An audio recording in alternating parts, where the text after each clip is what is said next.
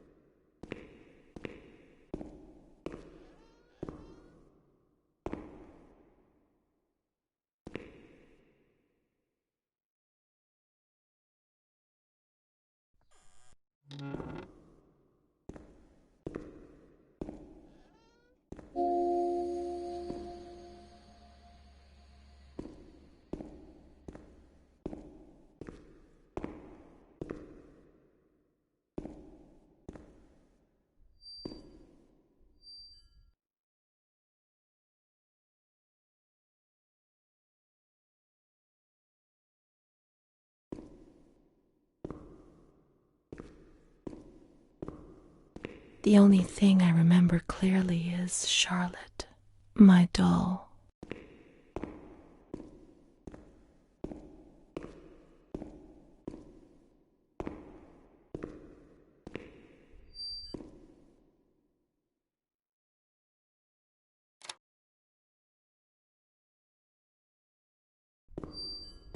Nobody says we can't. Let's find Charlotte. Let's find Charlotte. She's alone. She's alone in the dark.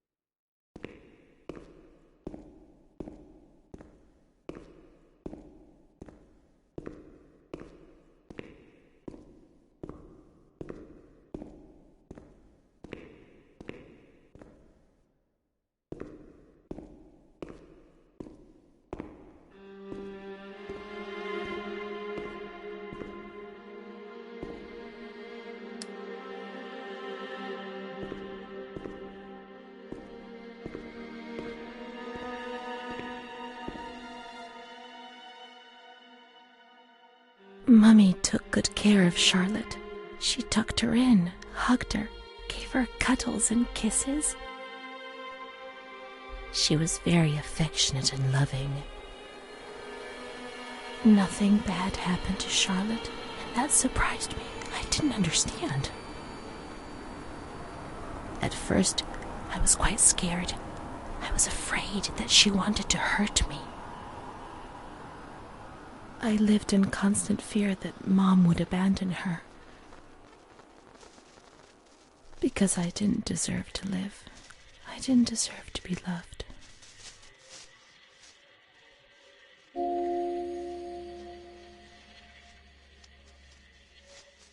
It's cold and it's dark. Look, she's cold. She'll get ill. We can take care of her. Nobody can stop us. Charlotte is a good girl.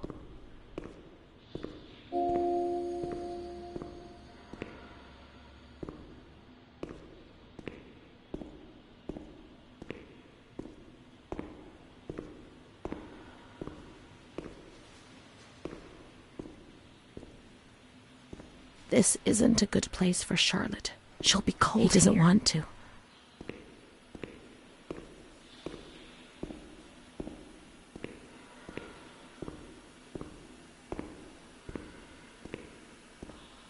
Charlotte is cold. Let's take her somewhere warm. Those lamps could make the room warmer. But Charlotte's not happy. She doesn't feel well.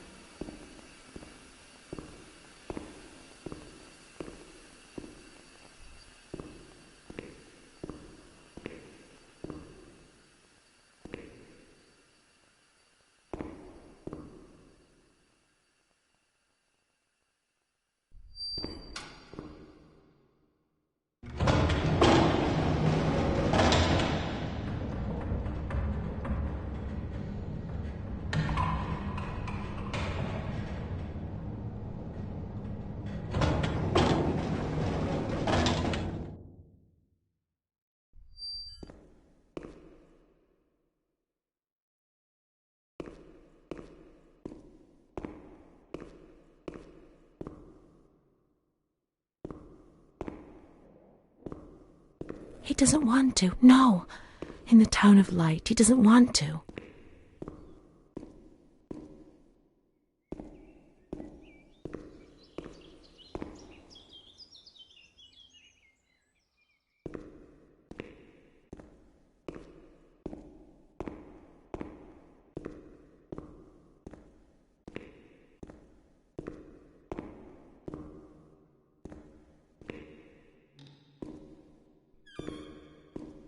Sure, it's warm in the sun, but it gets cold in the evening, and that's not good for Charlotte.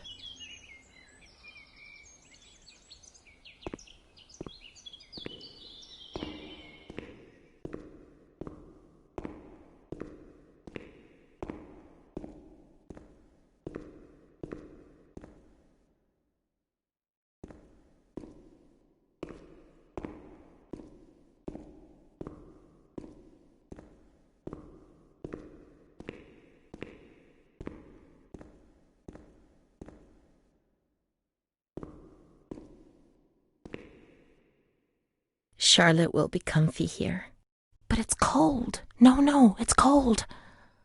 Don't shiver, Charlotte. The cold will go away. It'll go away.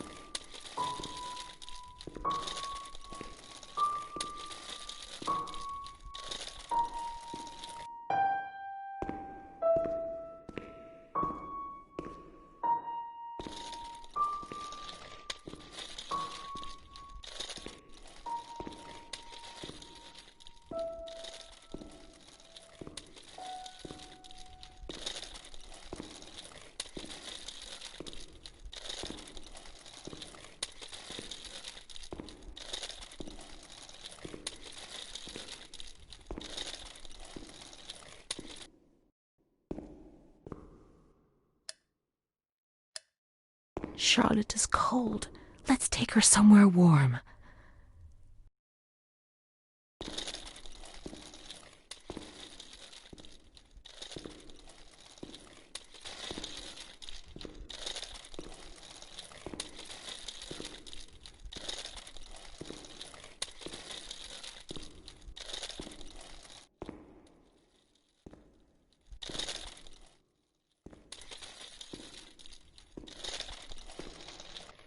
We must find some warm lights. Let's go to the surgical ward.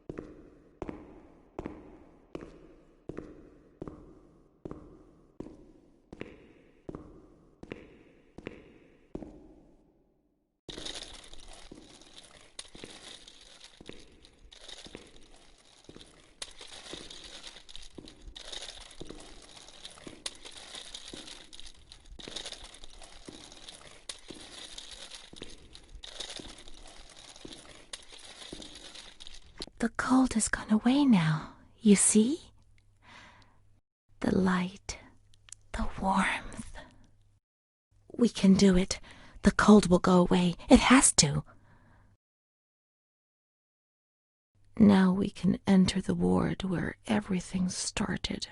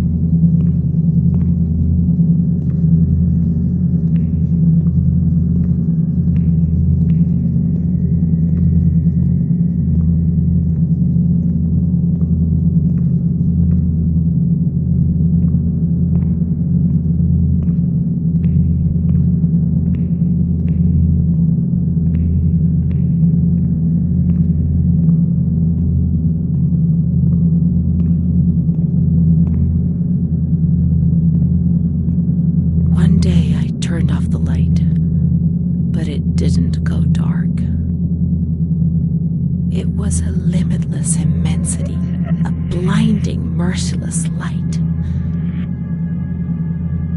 I was 16 years old, and I was afraid, always afraid, a fear that wore me down.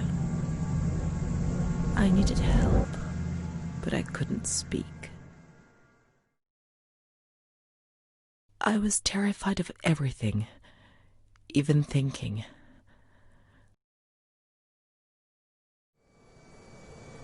They said they were taking me to a place where the fear would go away, where I would get better. I stopped living in there.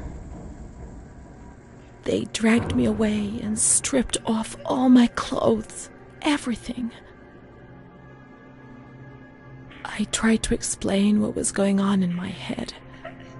They tied me to the bed for days. I was alone with my nightmares.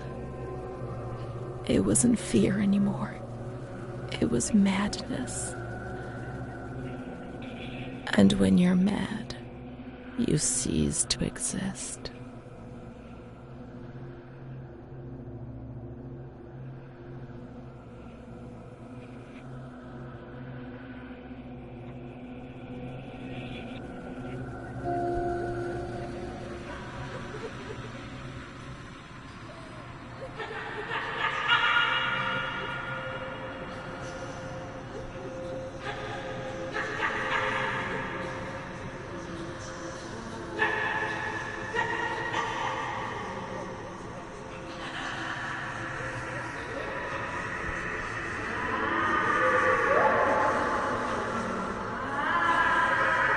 She was my only hope in this hell. I was descending down, down among the damned.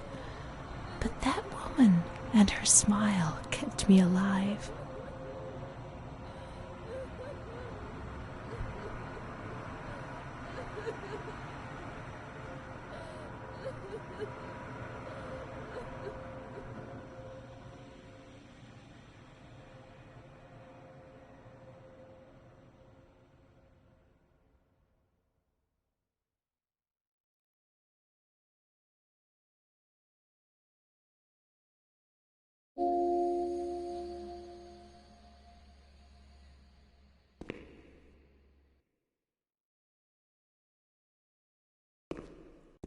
The door is locked from the outside.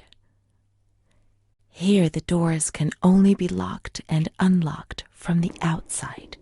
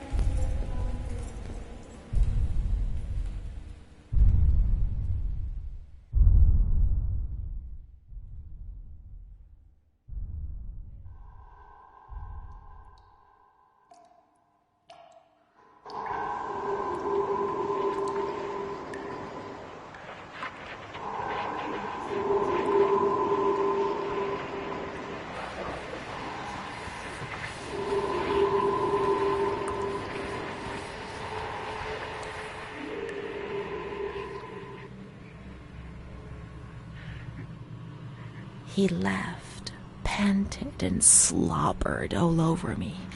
It hurt me when he touched me. I thought I'd suddenly split open with a loud crack, and I would be shattered into pieces. I felt fragile, sick, dirty, degraded.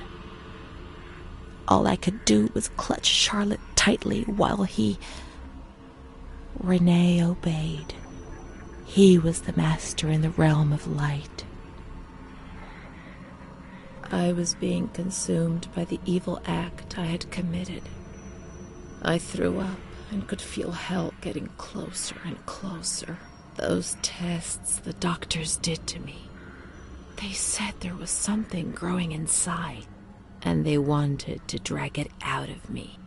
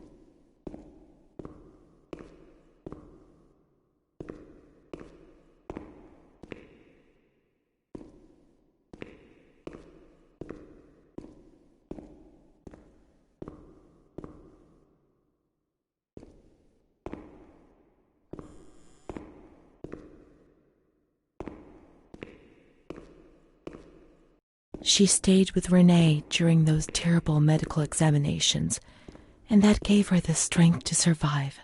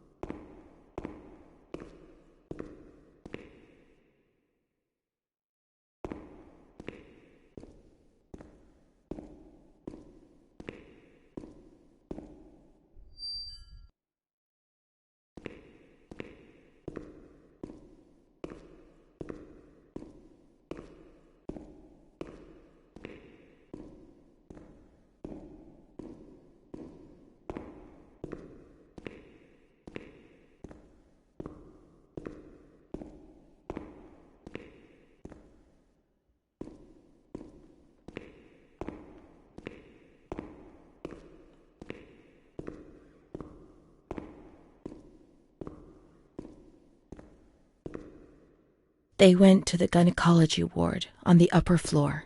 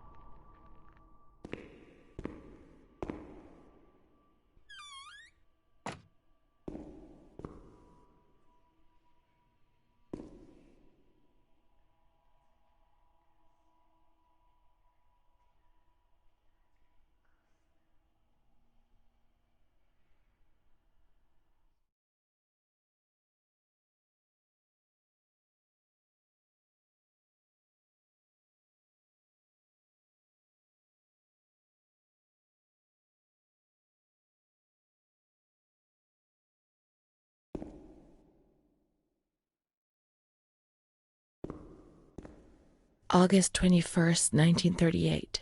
Confidential. Dear A, I know what you think about these things, so I'm referring a patient to you, Renee T. This wretched girl got out of control and caused trouble in the grounds. She's almost 3 months pregnant. The nurses should be more alert. I'm examining the girl on the 28th. I'll handle things very carefully, don't worry. We don't want to make matters worse. Then they said that Renee was crazy and that the illness was all in her head. Careful, little girl, careful. I was scared, and I didn't talk to anyone about the illness. Only her. Not even the other doctor. He never touched Renee. He just wrote things down. You can tell me everything. Don't be afraid, he said. Everything's going to be fine. Do you want to know what I am writing? I note down what I observe in you, everything I see. He didn't hate Renee.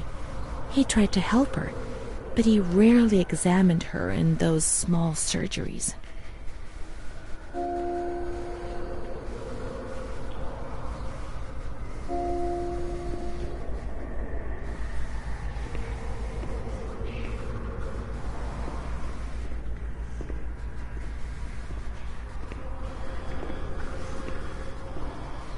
The doctor who wrote things down was in Surgery C.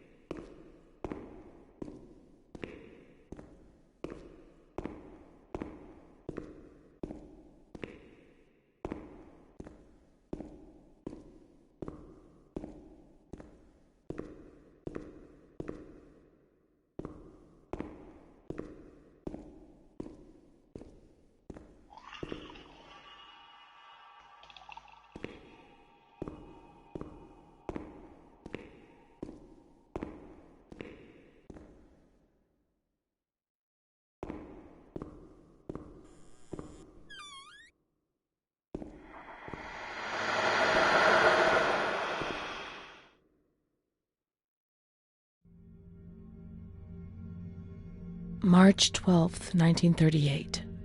Renee T., 16 years old. Menstruation at age 12. Housewife. Father unknown.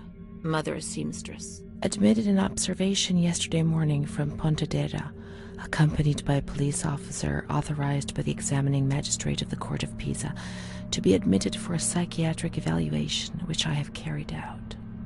Medical certificate. Mental illness preceded by warning signs. Has suffered from depression for a year, believing she had tuberculosis. Food deprivation. We can't read this document. It is forbidden. We mustn't. If they find out, there will be trouble.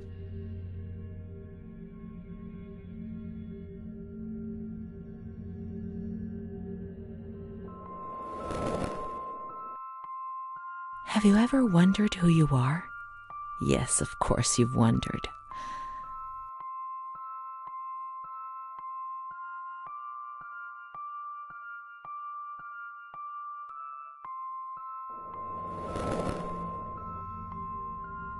I never had children. I don't think. Let's read it. I must understand. I must remember. She is frightened, hears noises and ghosts, presents serious signs of anxiety psychosis, suffers from hallucinations. She is anxious, confused. Her expression is distressed, a questioning look as if terrified, disoriented. She feels confused, hears voices shouting in her head. She doesn't understand things properly. She has been feeling unwell for 2 or 3 months. When questioned, she replies, "My mother wants to hurt me. I am always scared of her. She chases me." "Why are you here?" "I argued with my mother and was so upset that I felt like my head was spinning. There was a woman there who wanted to force me into a life of prostitution. They wanted to condemn me to be burned at the stake. Children whispered, called my name." March 16th. She couldn't sleep last night. They wanted to condemn her to be burned at the stake. April 4th. Transferred to the calm ward, still under my supervision. "Yes, that's true. The ward where Amara was. Yes, the stake. The children wanted to burn Renee. She had to pay for what she'd done, like witches at the stake."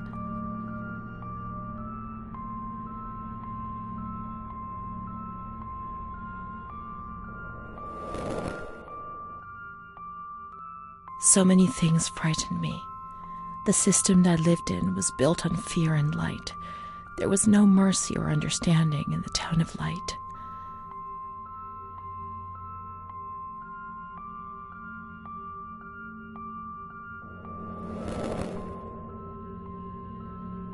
April 21st. She's more awake this morning and is responding to questions, complains of headaches. She became agitated when she found out her mother was there. She says that one day, many years earlier, she was with a friend of hers and met a man who made her get into a car and took her for a ride. He made her smoke cigarettes and drink liquor, and the man showed her certain things. He tried to hurt her and made her go crazy.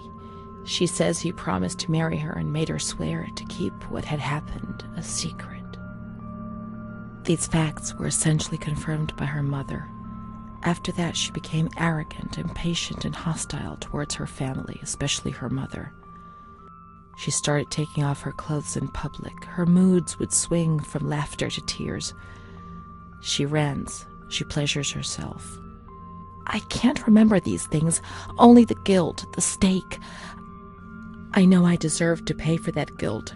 I knew it even then."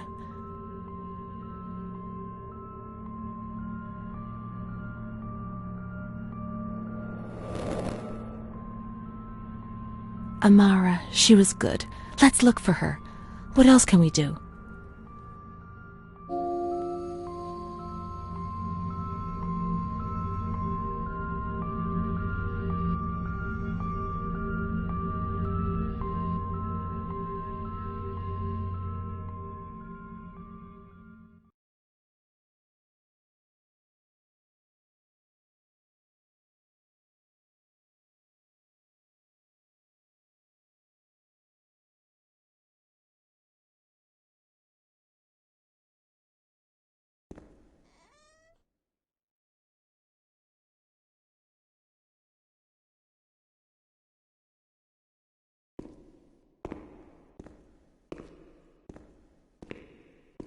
The grounds at the back of the hospital, and then down to the kitchens.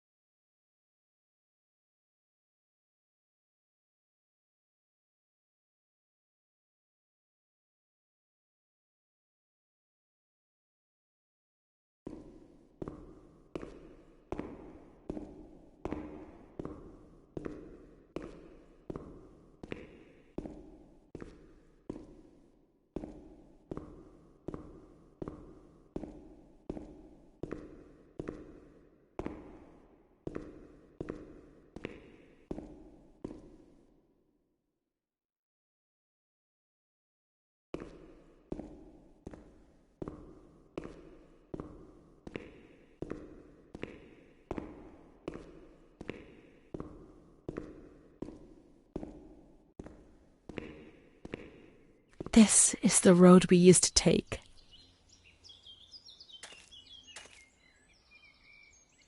If it weren't for her, in the grounds on that bench in spring, so many days. It was an escape, watching nature around us as she talked and smiled. And then there were the kitchens. Sometimes we stole food and ran back to the bench to eat it in secret, and we laughed.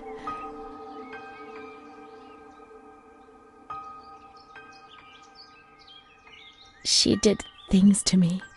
Sometimes she touched me. In the shower, I felt her body against mine for the first time. It was a shiver that warmed my soul. Eyes closed, the light slipped away.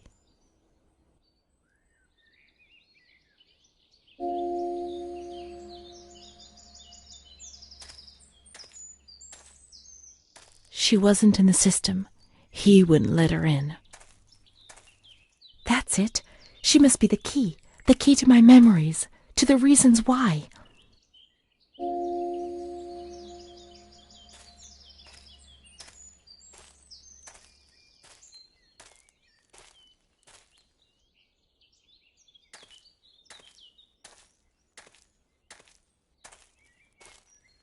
Let's look for Amara in the kitchens in the basement of the building, behind the greenhouse.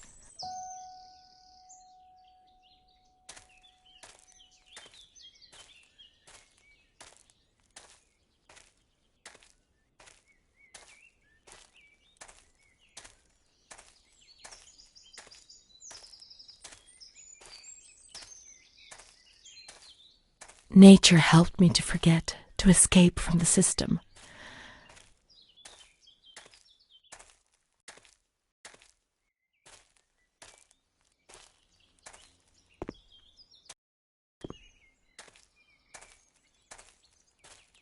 The scent of spring. The land of light was far away, and we spent the days chatting on the stone benches.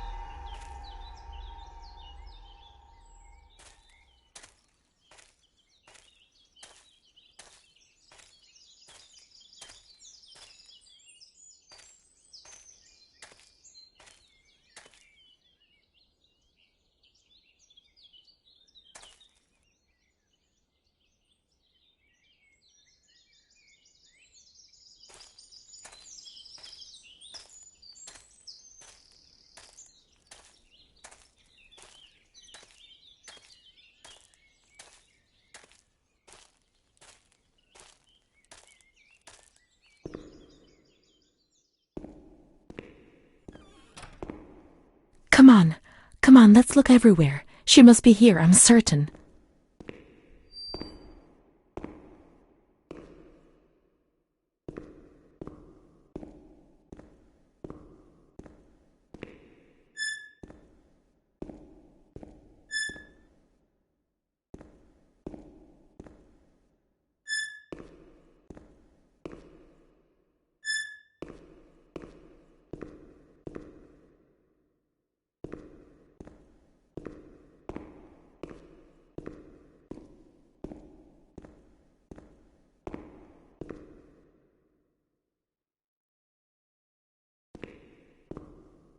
Keep looking.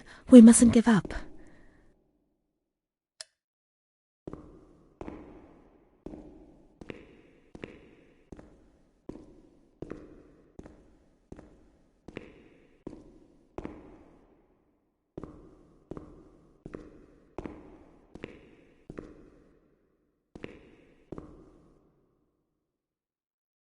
could she be? We've got to talk to her. Everything will be all right. But being here now, I don't like it. Come on, let's look for her, quickly.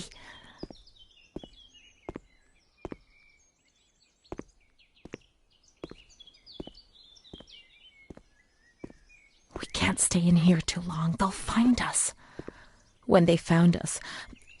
Come on, hurry. We've got to find her quickly.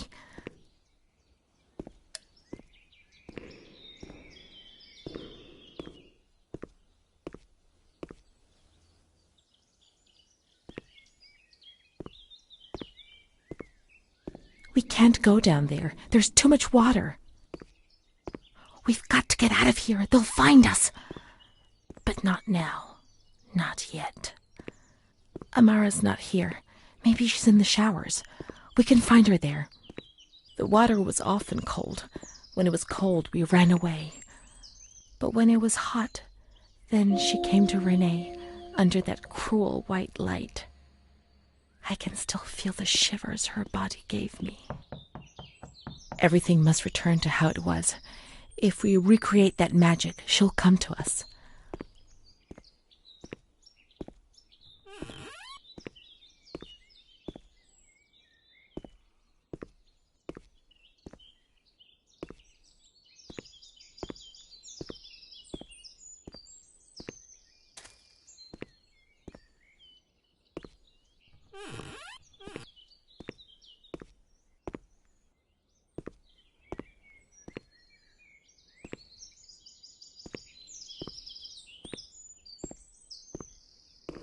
We have to turn the water on in the showers and switch the boiler on. All the plumbing systems were in the kitchen area.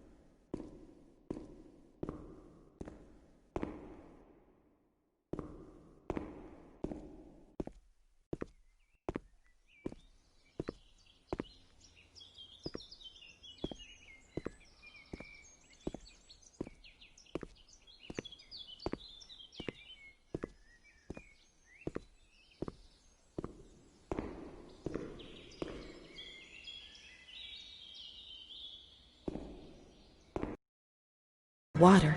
We must switch the boiler on.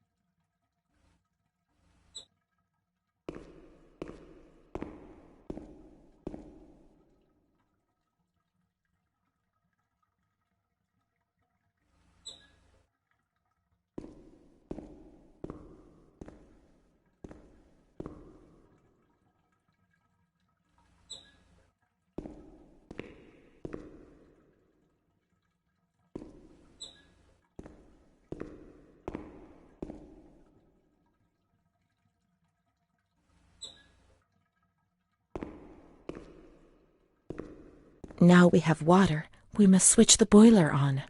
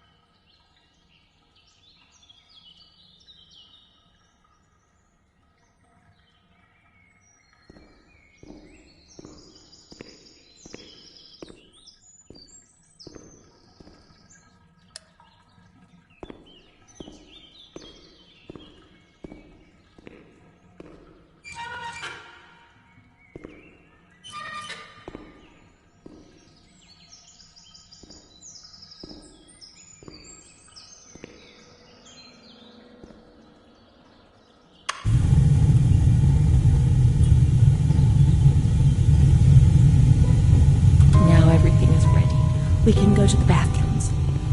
We can go along that narrow corridor in the kitchens. We'll meet her in the showers, yes.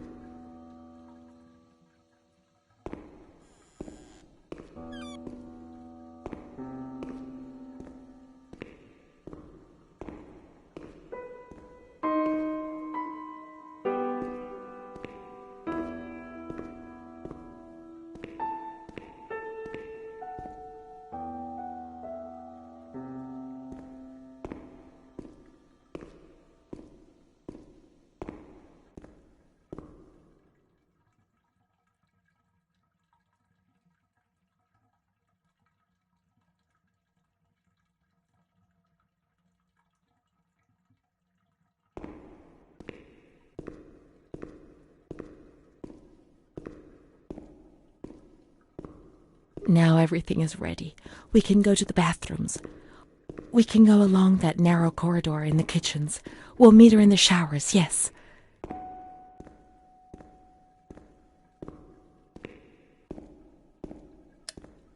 Everything's ready. Let's get undressed and leave our clothes on the hooks in the changing rooms.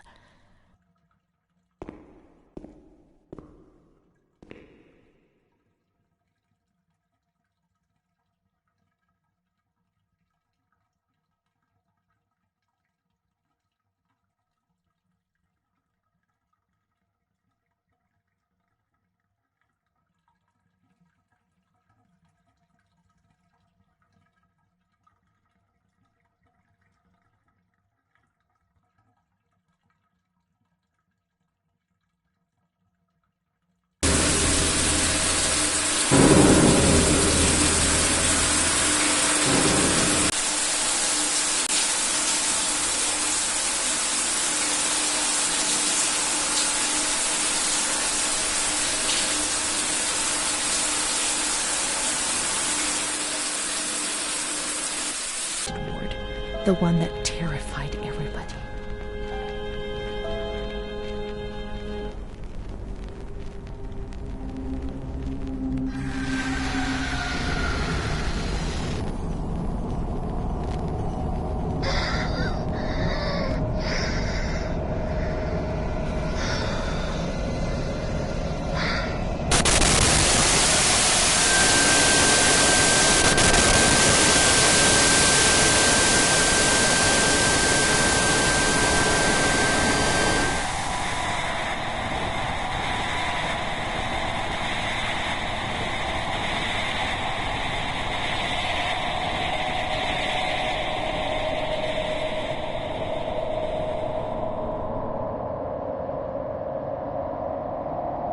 Those injections were a torture, the just punishment for what I was doing.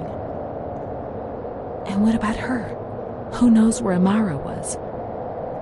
They had taken me upstairs into the ward where no one wanted to go.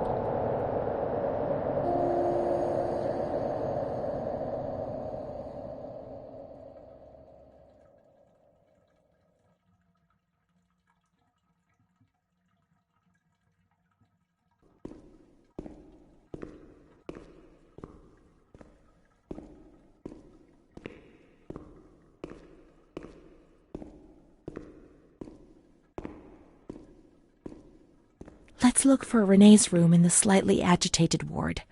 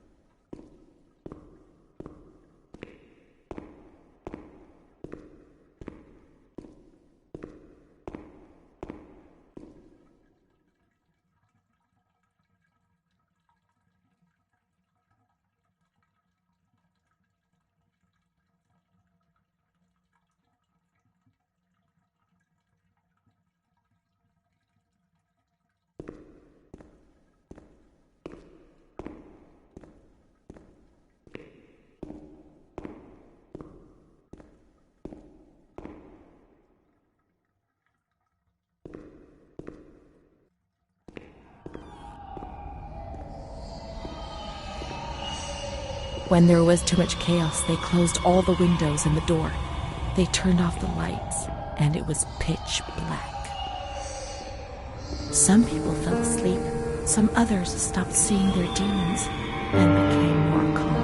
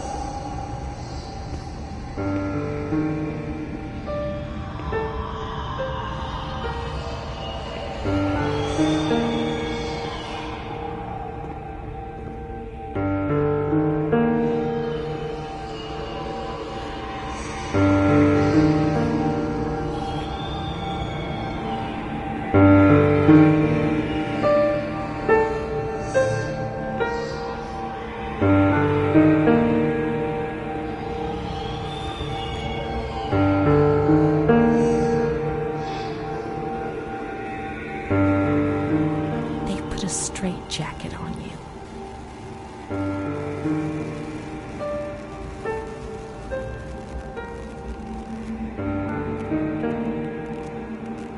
They gave you a cold shower.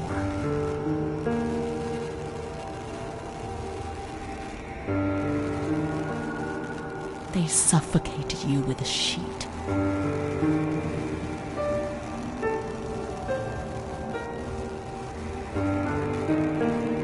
They tied you to the bed. They tied me to the bed.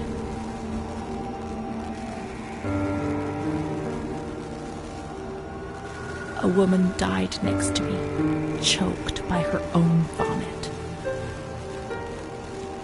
She was tied down because she wouldn't stop pleasuring herself. I can still hear her death rattle. I screamed, but nobody came. Everybody screamed in there, all of them.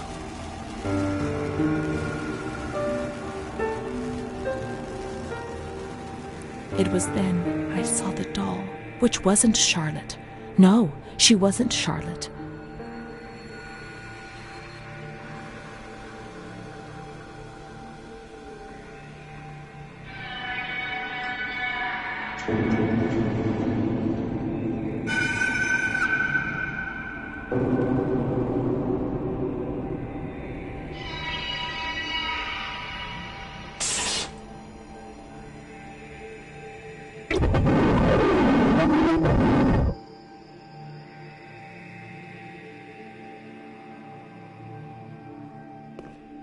The past was like the present. That doll, that man, the shame. Renee was increasingly divorced from reality. How will I ever find out what really happened? How will I ever find Amara again if I can't even find myself?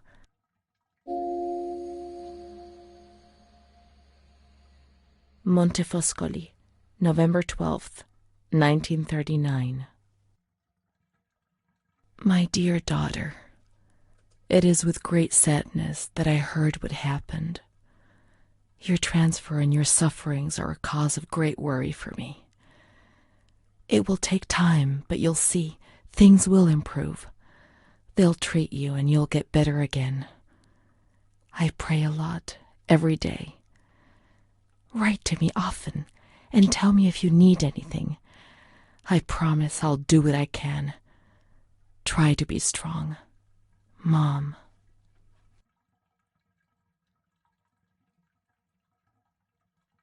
This is the last letter she wrote to me. Once I was put into this ward, I was overwhelmed by loneliness. After that medical examination, I received no more letters from Mom. Why is that man here? Why doesn't she come to see me? Did I make a mistake? It didn't seem like she wanted to abandon me. What did I do wrong? I'd like to be able to reply to her again now, to change things.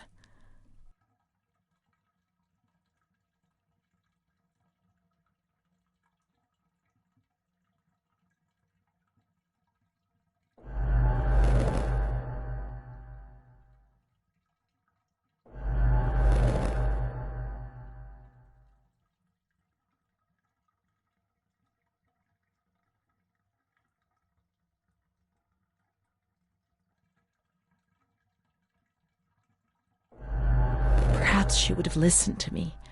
Will she reply?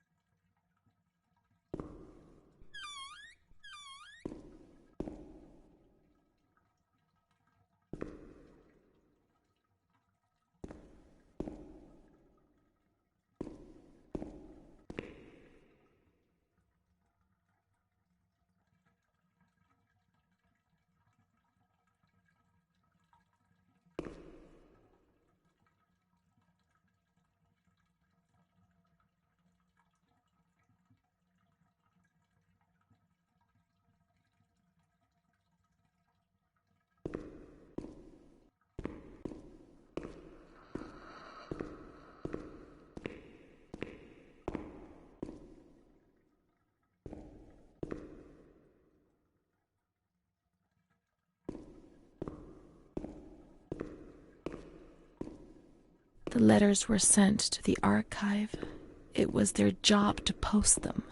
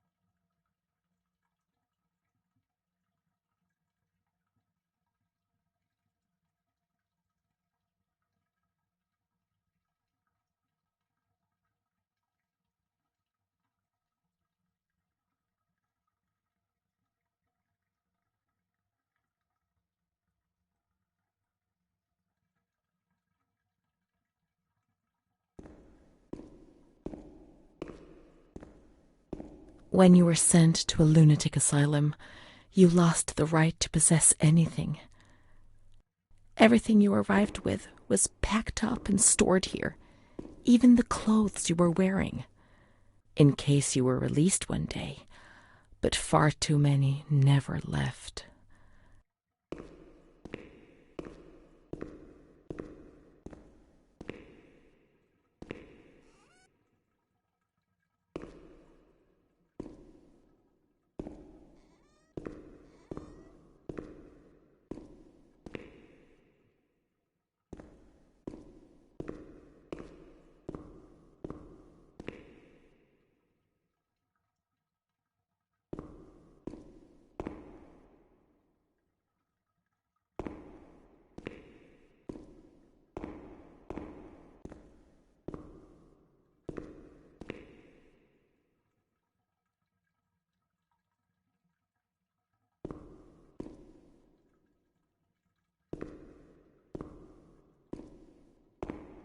There must be a file with my name in the filing cabinet somewhere.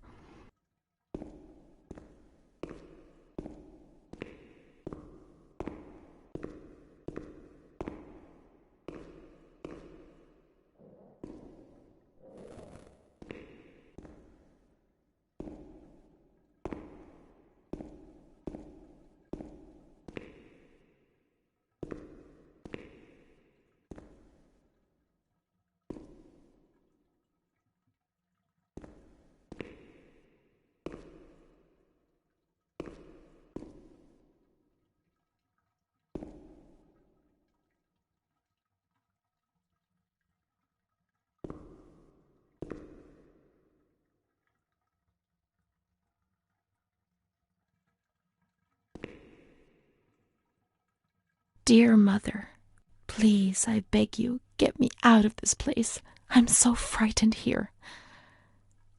You were right. I know I was wrong. I understand. I'm so ashamed. If only you knew how much.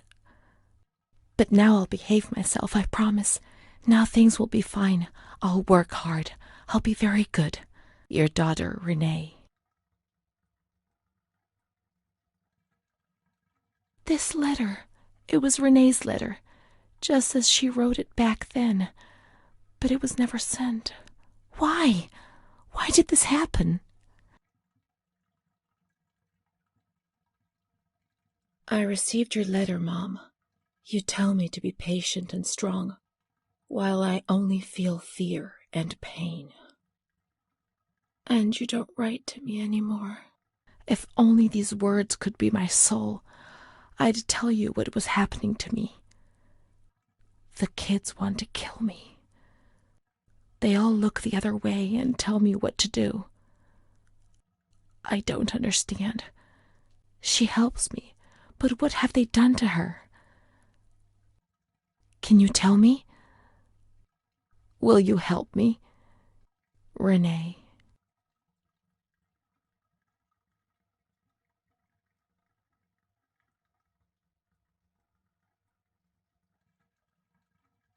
Montefoscoli, July 7th, 1940. My dear daughter, I have received no news from you. You have not contacted me in months.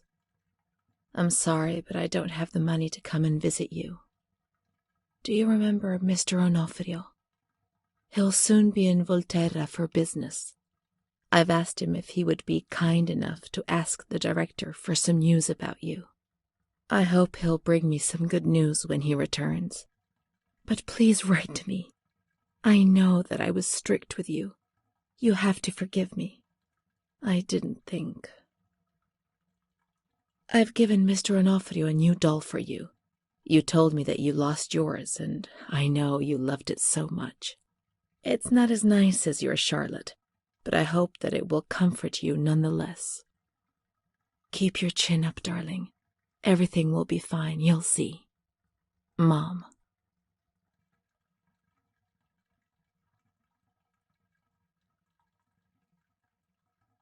Montefoscoli, October 12th, 1940. My dear daughter, I've written 2 letters to you and have received no reply. Every day I'm anxiously waiting for a letter. Mr. Onofrio's back. He brought you the doll. Do you like it? He told me he was unable to speak to the director, but managed to see you. I pray for you every day. Even Don Gino said a prayer for you during Sunday Mass. Isn't that nice? I've made up my mind, Renee. I'm bringing you home. I've already written to the director. I told him that I'll take care of you. I'm not very well at the moment and can't work, but I'll get better soon, you'll see. And as soon as I can make the journey, I'll come and fetch you. I know you're suffering a lot, but please be strong, I beg you. Mom will come to fetch Renee, won't she? Mom is good, but she's not well. That's why that man came. The doll. Renee could have played with it while she was waiting for her to arrive, but Renee didn't have it with her. Is it one of Mom's lies? She knew that she'd hurt Renee and... No, Mommy's good. That man brought it. We've just remembered who he is, haven't we? It was Renee who was wrong. The doll's here. I know that for sure. Perhaps she's been abducted like all the others and is locked up here somewhere.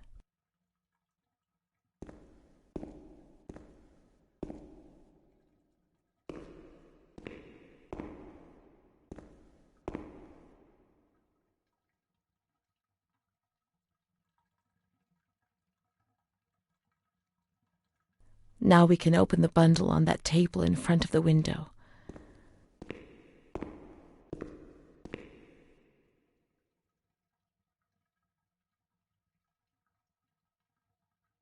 You see? Mom was good. I was bad. Mom was worried about Renee and Charlotte. I abandoned Charlotte. We've abandoned her.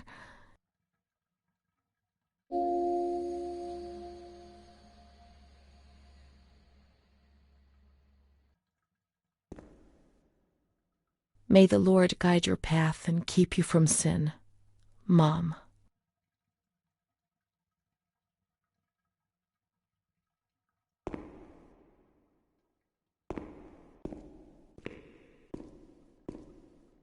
Let's look for Charlotte.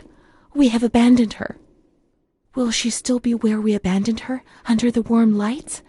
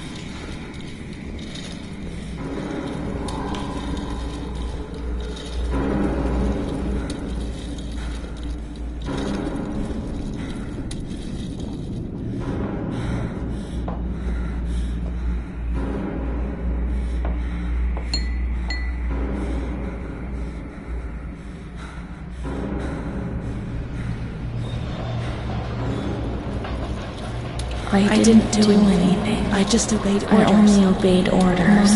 Charlotte has gone away. Mom will come and get us. She loves us, even though we're orders. Leave us alone. I didn't do anything. I only obeyed orders. Mom will come and get us now. I didn't do anything. I only obeyed orders. Even though we're bad. Mom won't leave us alone. I didn't do anything. Charlotte gone away. I only obeyed orders. Mom will come and get us now. She loves us, even though we're bad. I didn't do anything. I only obeyed orders.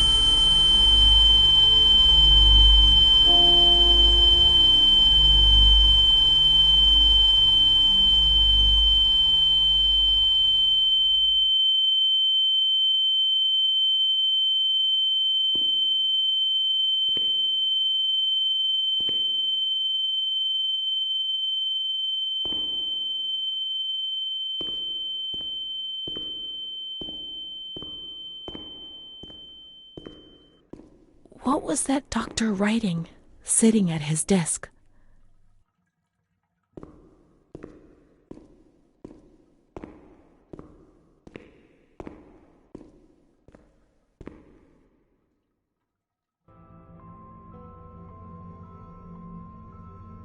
September 7th, 1938. The kinds of other filth. Crazed, she hears voices that order her to do things. She says she heard children singing and that they were locked up in a school. January 20th, 1939. Introverted, dazed, cannot focus on anything. When questioned and stimulated, she starts crying and weeping. At other times, she laughs. June 1st. Apathetic. Eats very little. She refuses to be touched. Does not respond. Spends her time in the grounds. The cooks report that she sits on a bench in front of the kitchens. October 14th. Return of impulsive behavior. This morning she asked for 2 eggs to make zabayoni, but when she got them, she threw them up in the air. Excited, clamorous, slightly confused. Takes her clothes off. December 8th. Tied to bed for 15 days. High-spirited, tends to make witty comments and use vulgar words, laughs hysterically and pleasures herself. The nurses report that about 2 weeks ago she remained in the showers on her own and didn't want to leave. They said that when they took her away, she swore at them and then lashed out and bit them. 2 nurses had to be treated for their injuries. They've kept her tied to the bed since then. Transferred to the slightly agitated ward, from the care of Dr. B to the care of Dr. C. I was with Amara in the showers. My memories are terrifying. They're not real, are they?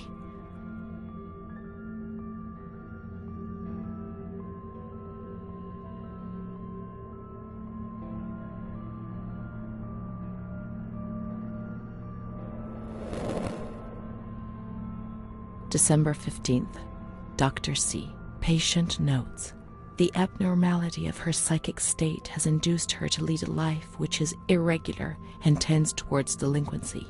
Of fickle and flighty character, she regularly discards her household duties and engages in occasional prostitution.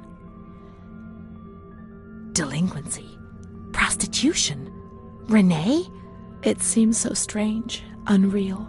It can't be true. And Amara? She loved us and would tell us everything. She wouldn't hide anything from us. Her mental deficiency makes her deaf to the reprimands of her family. She has shown suicidal tendencies. She was brought to the ward yesterday, agitated and hysterical. Treated with cardiazol, 2 injections a week for 5 weeks. They were only trying to confuse us with the therapy, and my God, they succeeded. It was as if they wanted to instill the madness into us.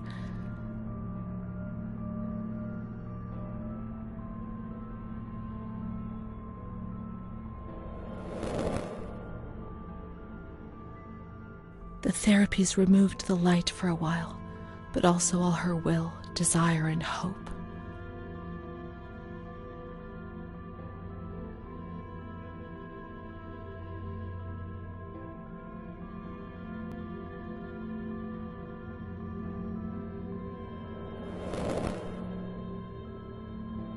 June 2nd. After a long period of calm and improvement, the patient is very agitated today and vehemently refuses to submit to a gynecological examination. She swears and curses those helping her, flailing her arms and hitting them. According to reports by Dr. B, the patient has been subjected to periodic checkups since she had a spontaneous abortion about 2 years ago in her 3rd month of pregnancy. Conception occurred after she had sexual intercourse with a stranger who sneaked into the hospital grounds. Details are contained in the charges filed at police headquarters in Volterra, a copy of which is attached to these clinical notes. ES therapy. That's how the reality is concealed. It has all been planned very carefully.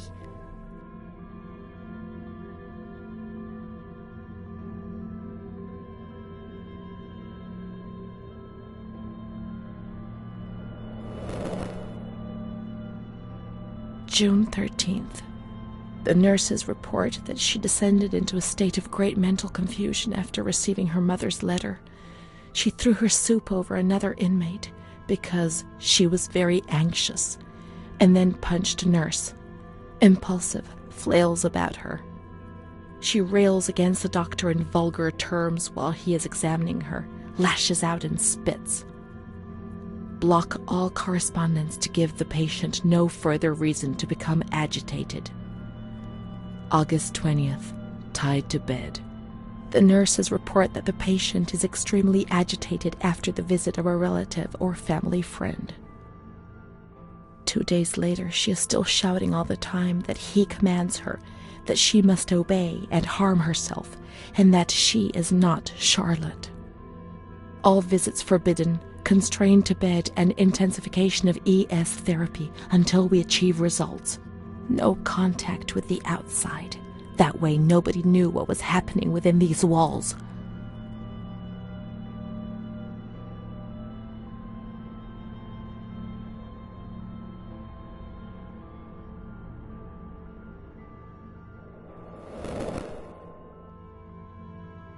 March 3rd. Alert, correct attitude, replies when questioned. The nurses report that the patient is calm, she washes and looks after herself. She affirms the existence of a certain Amara.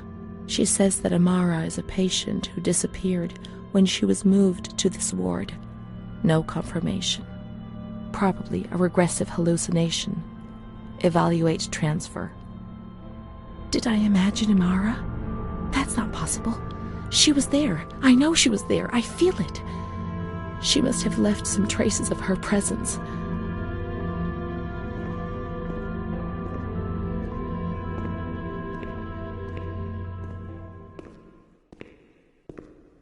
We can look for her things in the storeroom containing the bundles of the patient's belongings on the upper floor.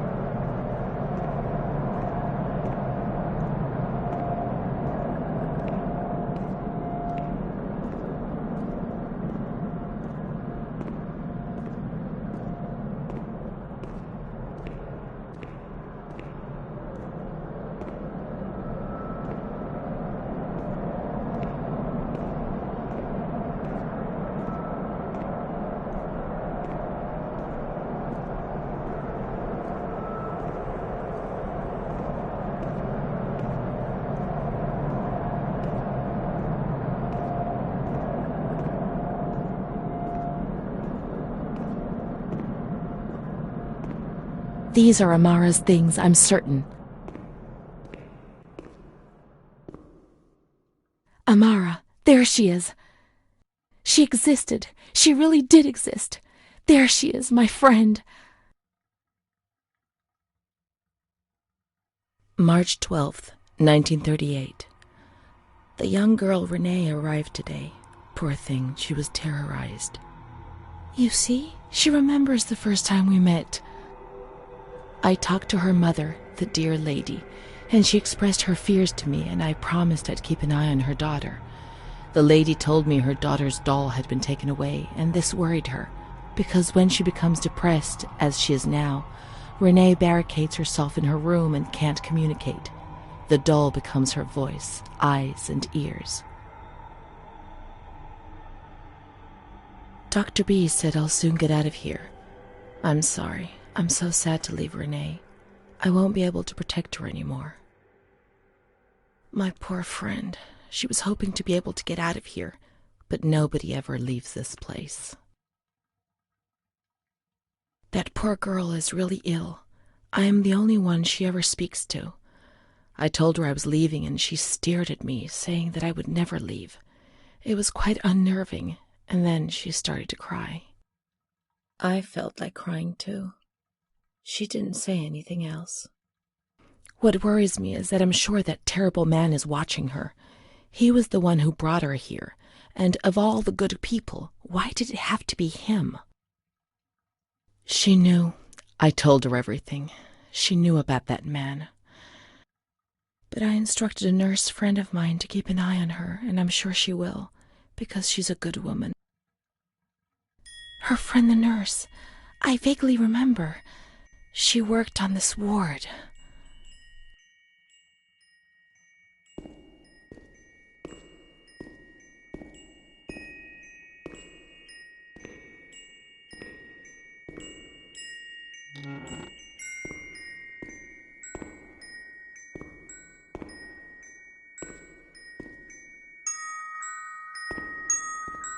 She worked mostly in the Marigliano pavilion. Let's get out of here and find that pavilion. She was there and nothing could frighten me anymore.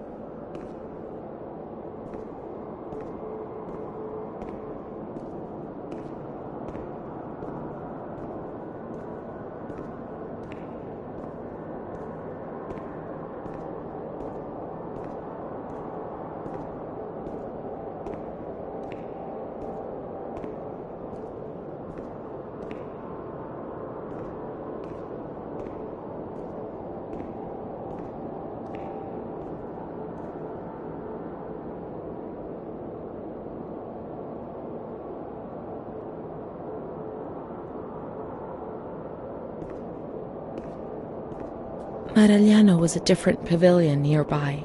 Let's follow the signs.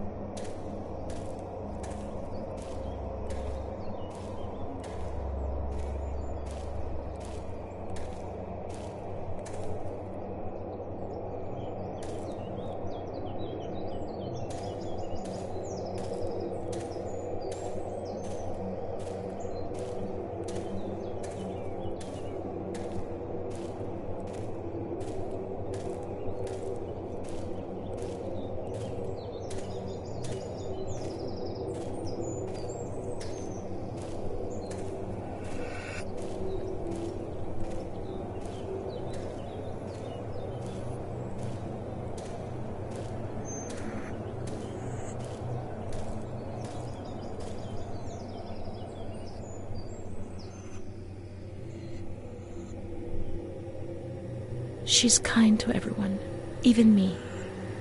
I felt a little better when I saw her. The sick children laughed and played with her. Not even they could frighten me. Don't annoy Renee. She's a princess here. Didn't you know? She told stories. She said there was a war out there. But they stared at me and frightened me.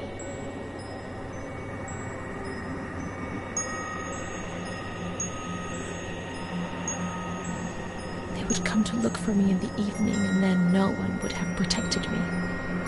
Not even you, Charlotte. Am I right?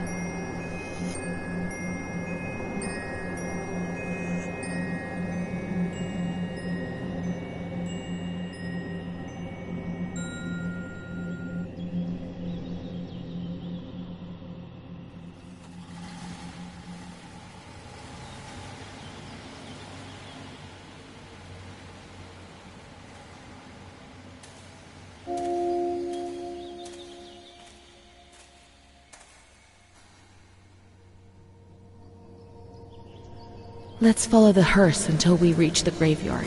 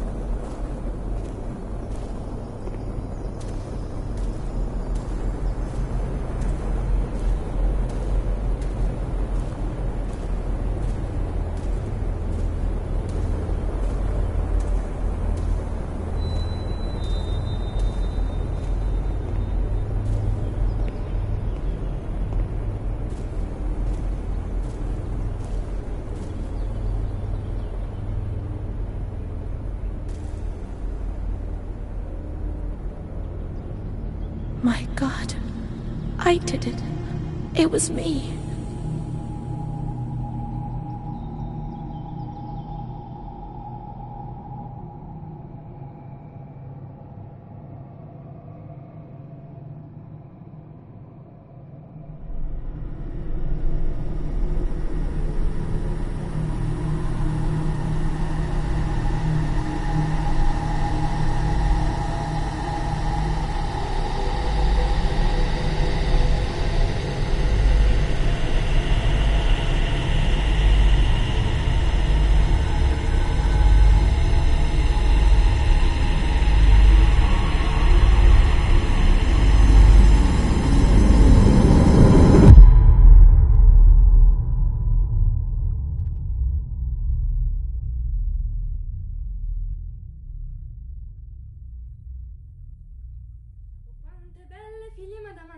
Quante belle figlie, se sono belle me le tengo, Madame Adoré, se sono belle me le tengo.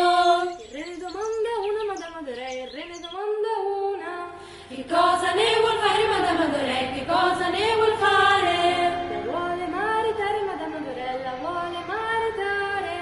Con chi la mariterebbe, Madame Adoré, con chi la mariterebbe? Con uno spazzacamino, Madame Adoré, con uno spazzacamino. E come la vestirebbe, Madame Adoré, e come la vestirebbe? Di stracci e di toppe, Madame Adoré, di stracci e di toppe. Uscite dal mio castello, Madame Adoré, uscite dal mio castello. Oh, quante belle figlie, Madame Adoré, oh, quante belle figlie. Se sono belle me le tengo, Madame Adoré, se sono belle me le tengo. Uscite dal mio castello. Quante belle figlie, Madame Adoré, quante belle figlie. Se sono belle me le tengo, Madame Adoré, se sono belle me. Chi la marita, che cosa ne vuol fare, Madame Adoré, che cosa ne vuol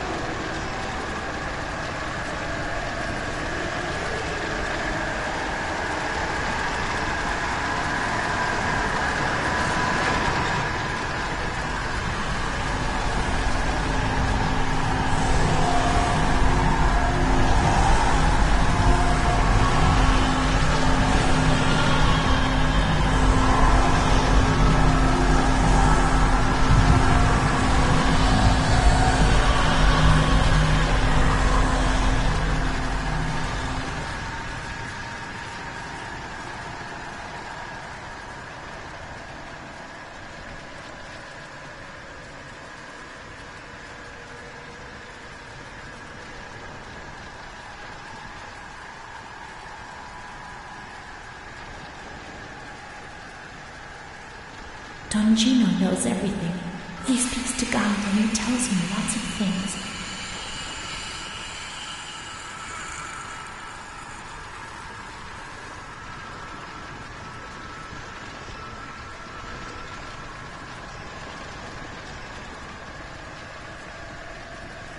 My schoolmates, when the light's there.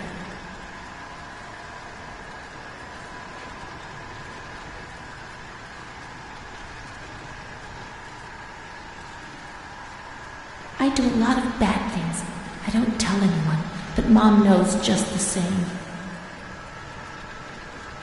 We learn so many things at school, and so we have to attend. How would we get on if we didn't?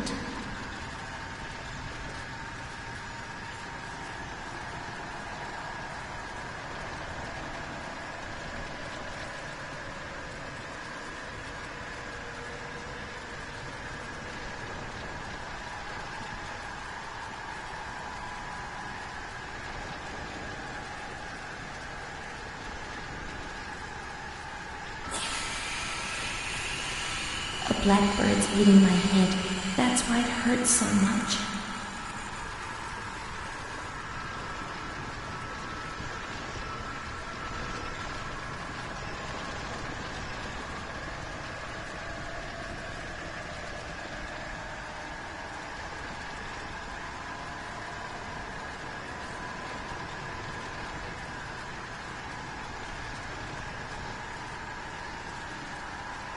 There are a lot of them.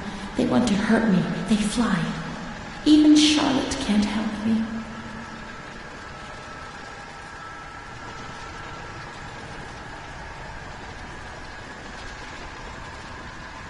Mom works so hard because I have to eat, or I won't grow.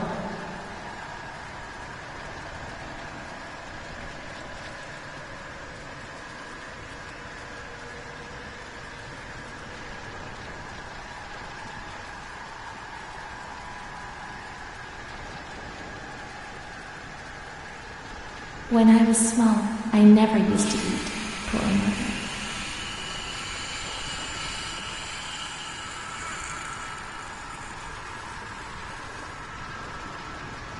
Mr. Onofrio is so nice.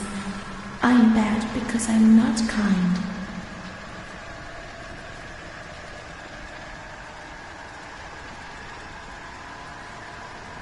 Mom always has to work because it's so cold in winter.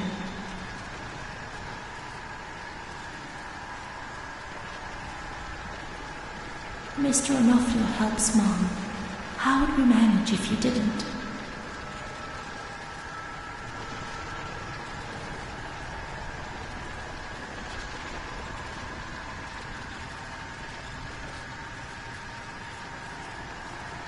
My baby Charlotte is so beautiful, and she's so good.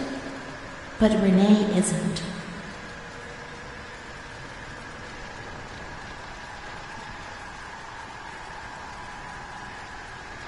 When I was little, I never used to sleep, poor Mom.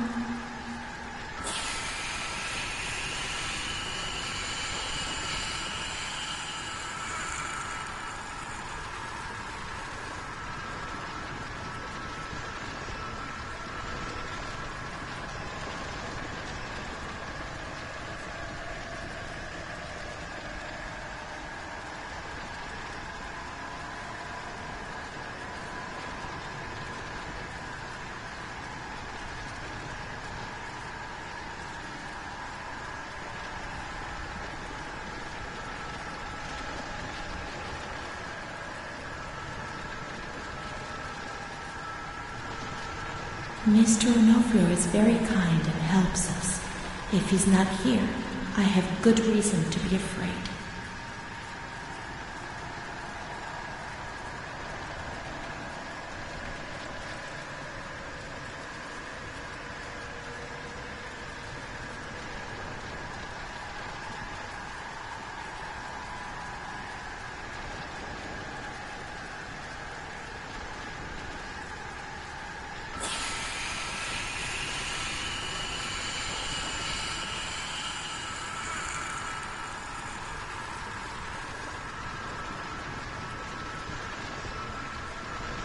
I'm not like the others, Mom. Why not?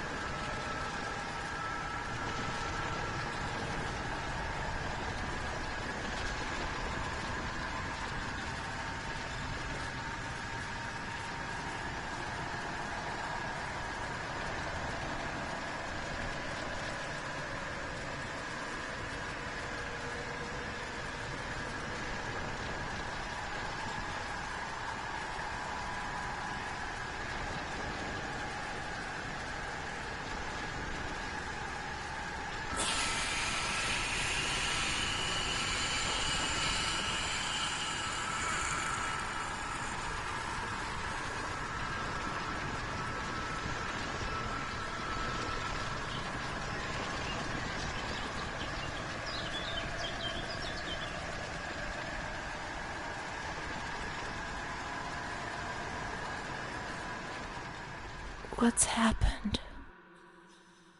What is this place? Maybe I'm dead. I can't see any light. Maybe I am dead. I can't get up. What's happening to me? There's no one here, but these noises. God, my head is killing me. I can't keep my eyes open.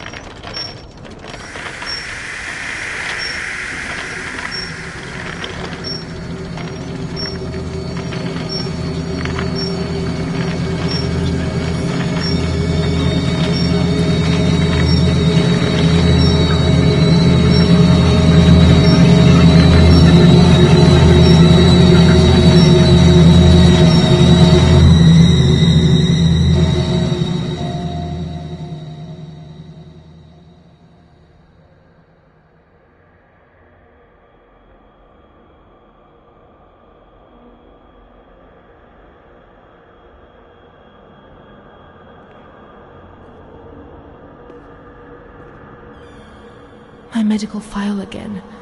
I don't want to know. I don't want to know anymore. There's only confusion. There were some who had scarcely seen me. They thought they knew me and understood what was happening to me and could decide about my life.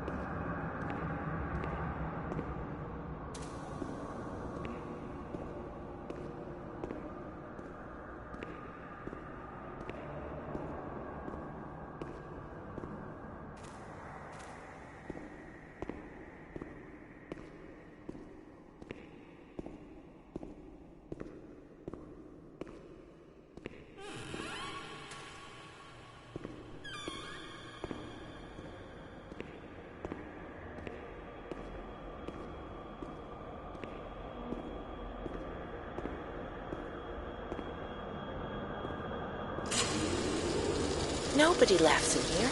I mean, really laughs. Not those crazy fools who laugh because people say they're mad. I don't know why they laugh out loud. They say I'm mad too, but I never feel like laughing. People used to laugh at me, but they were right, you know? You can't always cry and people laugh when they're afraid, don't they? It happened to you, not to me. It's better that way. They do that to show they're lucky. You mustn't take offense because it's true. And deep down it's just like pity, if you see what I mean.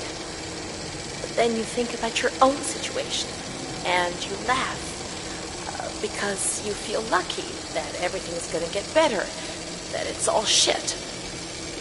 It's all shit, this place. You're not trying to tell me it's not true, are you? An intelligent person, educated, not like me.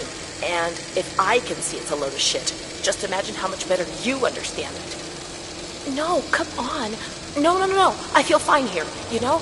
After all, I can do and say anything I want.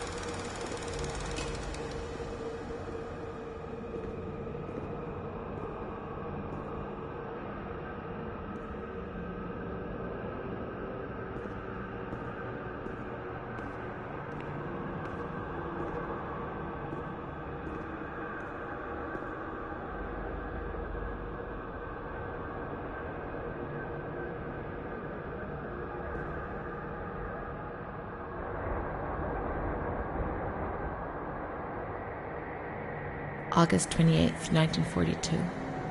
We hereby notify you of the death of Ada T., mother of Renee T., a patient in your institution. No known relative. Sincerely yours, Onofrio P. I have no one left in the world. Nobody at all. Solitude is very strange. It muffles everything, slows it down. It's an endless scream that makes no sound. A silent scream. I can't stop looking at myself. I will never leave this place. There is nobody up there for me. These walls have become my skin, and the wretched desperation within them is my soul without a voice. Here, nobody weeps anymore. How I would love to feel life, desperation, anger. I've stopped dreaming, daydreaming, maybe even thinking. I've lived in a reality which has corroded me and has stripped me of everything, even my ability to feel pain.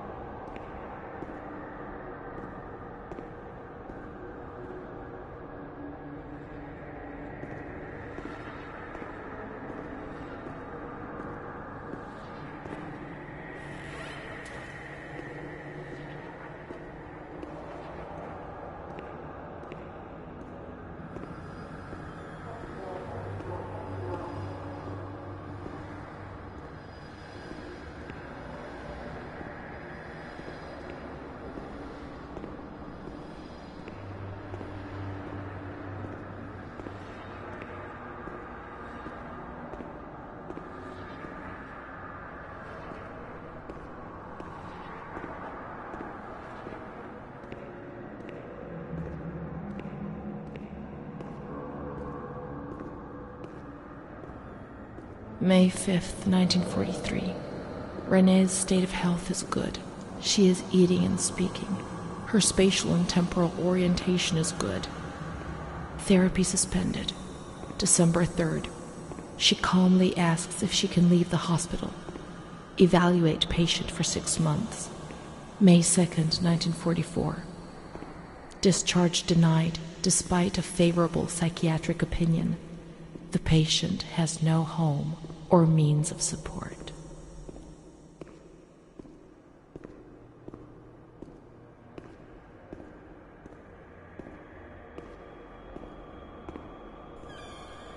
May 4th. The reasons why discharge is impossible are explained, and this is how Renee learns of her mother's death 2 years after the fact.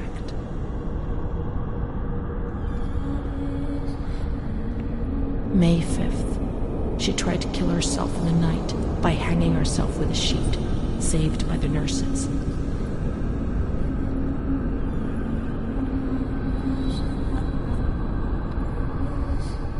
Restrained to her bed, she once more tried to kill herself by suffocation. The decision has been taken to perform a transorbital lobotomy.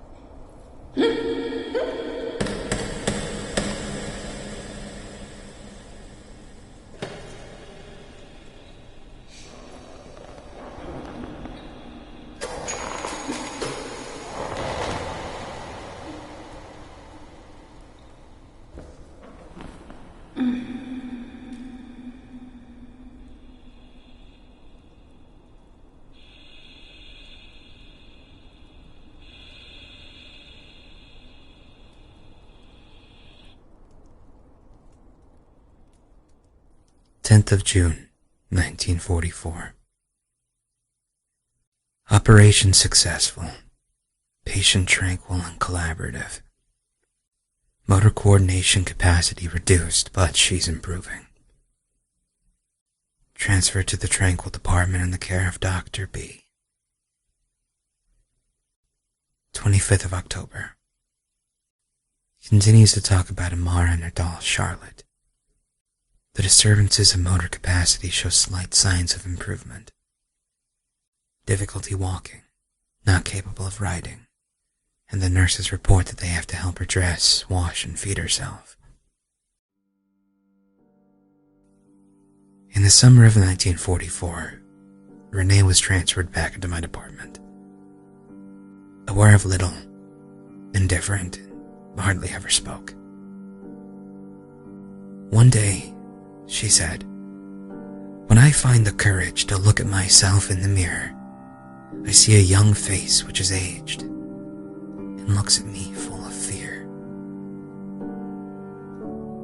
She is a woman now who has changed profoundly compared to the girl that I had under my care several years ago.